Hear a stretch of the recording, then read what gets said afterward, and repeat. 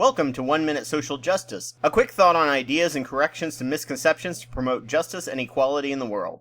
The biggest problem with racism and sexism from people not affected by it is that you don't see it. It doesn't affect you, and if you're mostly surrounded by people of your sex or gender, or people who just assume everyone else experiences what they do, you won't even begin to see racism or sexism. This is called the parochial effect. The belief that your experiences and what is happening in your location is the same for everyone, or is happening everywhere. Climate change has had to battle against this bias constantly. The science is clear, but if you don't see the impacts, it's very easy to ignore. And if it requires you to change your behavior, or often what feels like the very core of your personal cultural identity, you will find any reason you can to discredit or ignore the science, from claiming it's a hoax, or the scientists are after more money, funding, or tenure, or whatever, even though the data consistently shows that climate change is very real. Racism and sexism are no different, but it has an even worse problem of being able to be dismissed as just a soft science, using every single argument used against climate change, even though the data constantly backs up the fact that racism and sexism are very real problems